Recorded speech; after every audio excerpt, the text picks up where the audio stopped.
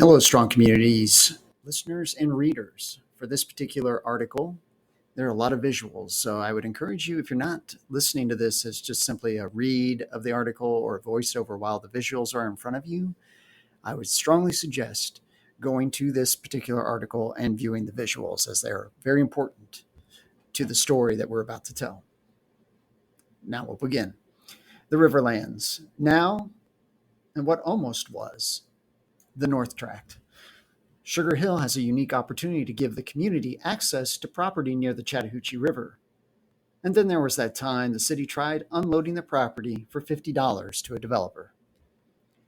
The Riverlands Authority was founded in late 2022 with the goal of activating and providing public access to city-owned property near the Chattahoochee River adjacent to the National Park Service's Chattahoochee River National Recreation Area. This unique opportunity was made possible by land acquisitions made in 1988 for a close to 268-acre tract north of Highway 20 and an approximately 70-acre tract acquired in 2015 south of Highway 20. The focus of this article is the North Tract. The purpose of this article is to focus on what the city had contracted to build on the property in 2007 and renewed the contract in 2009 and 2011. That would have been far different than what is envisioned for the property today. It was only through the inability to finance the project as a result of the Great Recession that the property isn't a giant parking field, big box retail, hotel, and soccer fields, completely devoid of the special character of the property as it sits today. Of the 268-acre North Tract, close to 170 acres were developed into the Sugar Hill Golf Course in 1992 and used as a gray water spray field for a number of years. In fact, much of the remaining North Tract also was used as a spray field and is littered to this day with abandoned spray field equipment. Gray water is partially treated sanitary sewer wastewater that is fit for irrigation but not potable water for consumption or bathing. Where the current American Legion Post 127 stands previously was the location for a water treatment facility for much of the city. The city sold its sewer system several years ago to Gwinnett County, and the water treatment plant was shuttered. The golf course and woodlands remained a spray field for partially treated water for many years afterwards until Gwinnett County rerouted all of its gray water to the F. Wayne Hill Water Treatment Plant a few years ago as part of the Water Wars lawsuit with Alabama and Florida.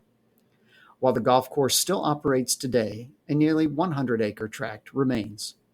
Over the years, a number of potential uses for the property have been considered. The most consequential and only real proposal for the property happened in 2007 when the city approved a contract without any public input with Global Sports for the development of a downtown, Global Sports term used in their presentation, see later in the article, that would have been a massive development of commercial, housing, and recreation fields that would have completely cleared and graded the property. At the time, the city was attempting to brand itself the Recreation City from a 2010 AJC article regarding the opening of Gary Perkle Park. Quote, nearly a year ago, the Gwinnett enclave of 17,000 started marketing itself as the, quote, the Recreation City, unquote. Quote, we didn't just pick something out of the air and make that our slogan and try to become that, said Mayor Gary Perkle, whose name graces the entrance to the park. It became very obvious to us that this is what we are. The park is an extension of that, end quote. The idea of Sugar Hill marketing itself as the Recreation City began back at least in 2007 when Gary Perkle Park, then referred to as Austin Garner Road Park, was named after then Mayor Gary Perkle. There was no plan or any explanation where the idea for marketing the city as the Recreation City came from, or what the plan was to move forward on expanding recreation assets in the city would be, or what the purpose of marketing itself this way would be. For example, was it to draw tourists to the city? If so, the city didn't contain any hotels for them to stay at. There wasn't a clear plan or desired outcome of this marketing effort as it pertains to recreation. From the minutes from May 14th, 2007. City of Sugar Hill Council meeting minutes, Monday, May 14th, 2007. Naming park on Austin Garner. Councilmember Clint Thompson stated that Mayor Gary Perkle has served the city for 9 years as council member and mayor. He brought the city out of debt and was an advocate for branding the city the Recreation City. He stated that you should not wait and recognize people for their hard work. Therefore, he would like to propose naming the Austin Garner Road Park Gary Perkle Park.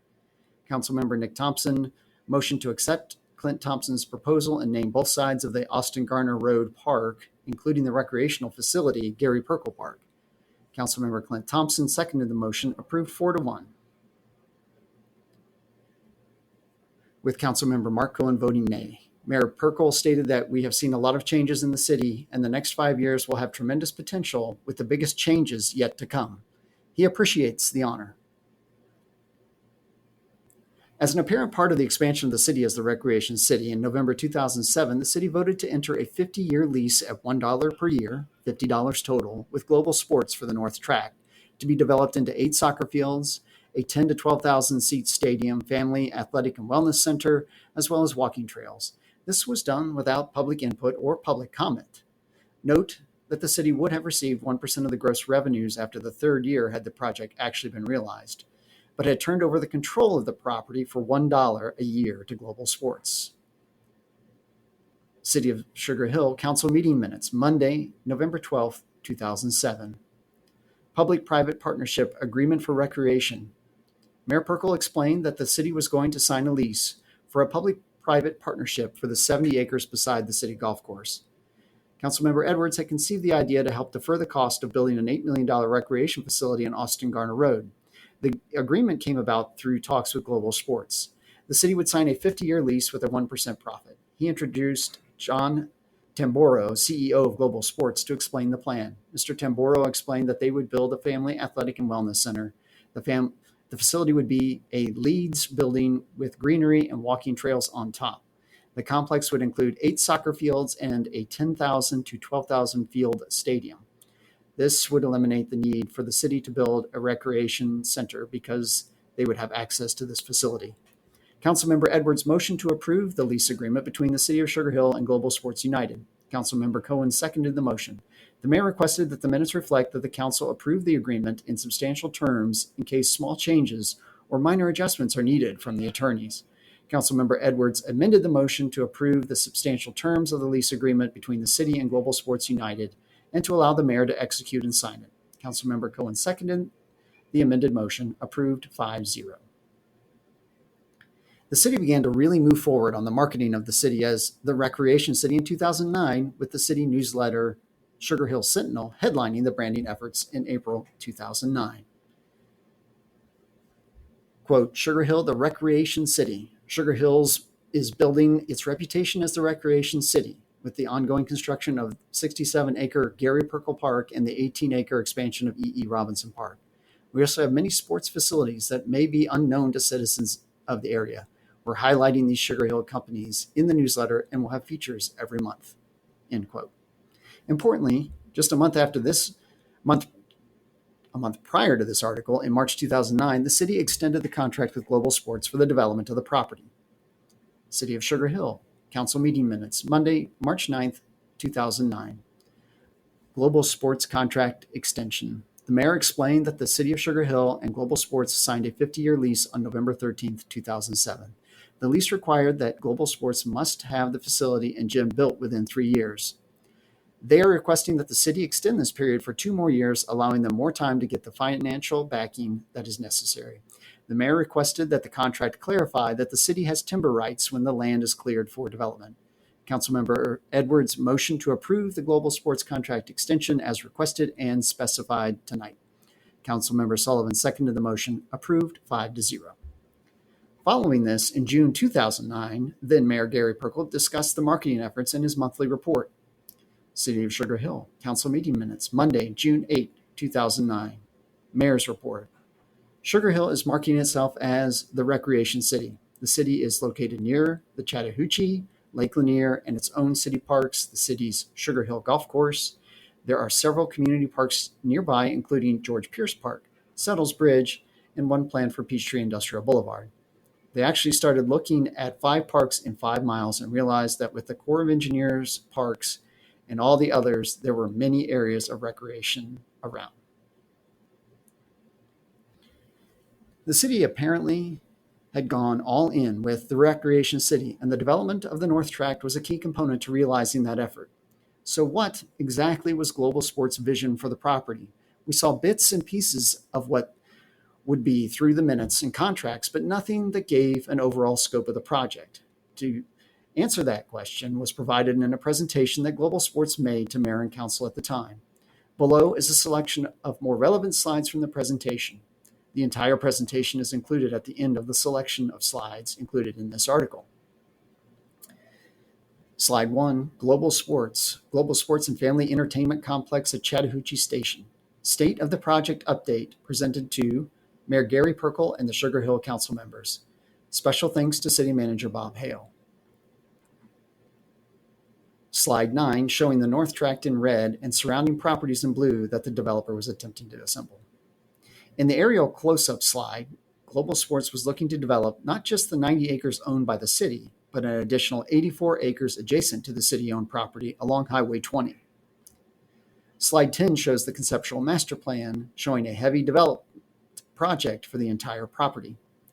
In totality, Global Sports proposed to clear the entire property. They proposed to build, using their description, a downtown lifestyle center on the property.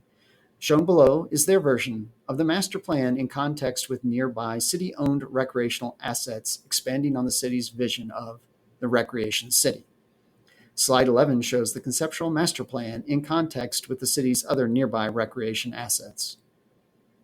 Global Sports provided a rendering of the downtown lifestyle center, Chattahoochee Station.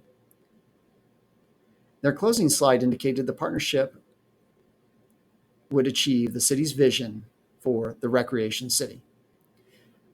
Quote, together, the City of Sugar Hill, Georgia, and Global Sports will work together to develop the City of Sugar Hill as the global destination for athletes, families, and people that want a healthy, fun, and vibrant lifestyle. Sugar Hill, Georgia, the city of fitness and recreation. Despite Global Sports failing to deliver anything over the 4.5 years since the original contract in May 2007, the city's commitment to the partnership was again renewed in December 2011. City of Sugar Hill, Council meeting minutes, Monday, December 12, 2011. Global Sports contract extension. The mayor explained the 3 items on the consent agenda. The city manager explained that the Global Sports contract was updated from the work session to include that the land disturbance permits were to be issued in a way to prevent clear cutting of the trees. The city would benefit from the timber that was cut. The city would enter into contract to place up to 2 towers on the property, and the facilities built would have natural gas supplied from the city. Councilmember Edwards motioned to approve the consent agenda. Councilmember Cohen seconded the motion. Approved 4-0. This is a portion of the mayor and city council minutes from December 12, 2011, showing another extension of the 50-year lease with the developer on the property. The reference to preventing clear cutting of trees simply means the developer would only clear the property for each individual permit, as opposed to clearing the entire property all at once. As the property is developed, it would be cleared. Ultimately, Global Sports would fail, fortunately, to deliver on anything related to the project, despite the city's apparent faith in them. The most troubling part is the contract actually shows the original proposed mixed-use lifestyle center was nothing more than a pretty picture to tie up the property for 50 years, allowing the developer to control what would be built on the property. The actual site plan in the executed contract was, in reality, mostly a giant parking field surrounded by big box retail and a hotel with soccer fields shown closer to the river. If the contract had been fulfilled, nearly 1/3 of the property would have been parking, with the only preserved area being a small stream buffer through the middle of the property between the front development and the rear parking field. The apparent marketing efforts of the city being the recreation city ended sometime shortly after 2009, as it was really never mentioned again, certainly not in any detail, or real effort expended, despite the city's official flag being changed to contain the term the recreation city in August 2012. That flag would later be changed to match the city's new logo that would be adopted a couple of years later, with the term the recreation city being removed. Other projects would be proposed for the property over the years. However, nothing of any consequence would materialize due to a number of factors. Importantly, none of the proposed projects since Global Sports were approved by City Council or contracts entered into for the property. That was then. This is now. As previously stated, the Riverlands Authority was formed in late 2022 with the directive to provide community access to the property with the primary goals of preservation and recreation, with limited commercial development closer to Highway 20 that would support the preserved and recreational components of the property. Certainly, unlike what the city had approved in 2007, 2009, and 2011, clear-cutting the entire property and developing it into big box retail and parking is not in any way being considered for the project. Rather, unlike the original Global Sports project that was awarded without benefit of any public input, the Riverlands Authority has been intentional, open, and transparent in the process, inviting the community to provide feedback and input into the property. Currently, the Riverlands Authority is going through a master planning process using the Envision 100 comprehensive plan, which featured incredible public input and was adopted by City Council in February of this year. Council meeting minutes, City of Sugar Hill, Monday, February 12th, 2024. New business. Envision 100 comprehensive plan, public hearing number 3. Councilmember Anderson motioned to adopt the ordinance to approve the 2039 Envision 100 comprehensive plan. Mayor Pro Tem Hicks seconded the motion. Motion was approved 3-2, with Councilmember Anderson, Mayor Pro Tem Hicks, and Councilmember Page voting for, and Councilmembers Avery and Perkle voting against. It will also incorporate the Parks, Recreation, and Green Space Master Plan, which included a tremendous amount of public input into the comprehensive and citywide assessment and plan. This document is expected to be on the August 2024 City Council agenda. Below are some highlights that pertain to the Riverlands. The cover of the draft version of the master plan provided to City Council in July. Parks, Recreation, and Green Space Master Plan for City of Sugar Hill, prepared by and in cooperation with CPL, April 30th, 2024. Top 10 requests from the master plan included items 1, 2, and 4, all showing a strong desire for public connection near and to the Chattahoochee River. A summary from the master plan offering insight from citizens and stakeholders, such as don't want these items, no more sports fields, problems, not enough access to the river and green space, assets, greenway, needs completing, green space and near the river. The master plan includes a section on the Riverlands property, giving some insight as to what the expressed desires of the community would be for the property. Riverlands, new passive park green space. Riverlands is a 90-acre recently acquired tract of land north of Highway 20 and adjacent to the National Park Service Bowman's Island unit of the Chattahoochee River National Recreation Area. The front portion of the site has a 500 linear foot frontage along Georgia Highway 20, which is considered prime commercial frontage. The property is completely forested adjacent to the Sugar Hill Golf Course and is crossed by a small, no-name creek. The first 20 acres along Georgia 20 have a 500-foot wide frontage and 1,500 feet deep, forming a narrow parcel of land between the 4-lane highway and a 50-acre natural area tract. Commercial tract. The first 500 feet off Georgia Highway 20 should be retained for commercial development by either the city or sold to a developer with certain zoning restrictions on what can be developed. The commercial zoning classification should encourage uses compatible with a live, work, play development that is compatible with the long-range parks program. Zoning includes apartments, restaurants, spas, small grocery, and boutique shops. Excludes motels, gas stations, repair shops, maintenance companies, fast food restaurants, warehouses, etc. Nature Passive Park. The remaining 70 acres of forested land is to be developed as a natural passive park with some active amenities as follows. Preserve most of the land as natural and undisturbed. Complete the Sugar Hill Greenway as it passes through the property.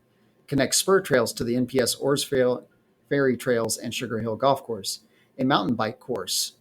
2 miles of natural trails that can also serve as cross-country track. Multiple picnic areas and shelters, both large and small. 2 sand volleyball courts near the largest pavilion close to the creek. 2 tot lots in the picnic area. A large destination playground with a forest adventure theme. Restrooms as needed. Rock weirs in the creek to create pools and waterfalls. A natural trail along the creek connecting to fishing decks and stations. Possible additions. Archery range, ropes course and climbing wall, more intense and advanced mountain bike courses.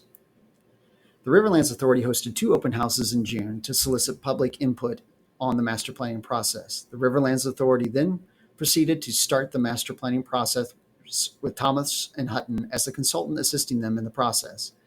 As has been stated by the Riverlands Authority chairman, approximately 90% of the property will be either preserved or utilized for recreation. The remaining 10% is proposed for supporting commercial uses. No residential housing is being considered for the property. The master planning process has been and will continue to be intentional and careful. With no predetermined outcomes, the authority is utilizing prior planning efforts and the tremendous public input that inform those efforts, like the aforementioned Envision 100 and Parks, Recreation, and Green Space Master Plan. The authority will offer additional public input opportunities, utilize a market analysis by KB Advisory Group, and coordinate with the adjoining public entities and stakeholders such as the National Park Service, the Chattahoochee Riverlands, and others identified through the master planning process. Additional public input opportunities will be announced as the master planning process moves forward, and of course, the public can always attend the Riverlands Authority meetings as well as email authority members with questions, comments, and concerns at any time. What I can say is that I'm confident that the outcome will be another reason we're a strong community and why you love where you live. We'll be doing a number of articles on the Riverlands, including discussion of the KB Advisory Group market analysis, the South Tract, and much more.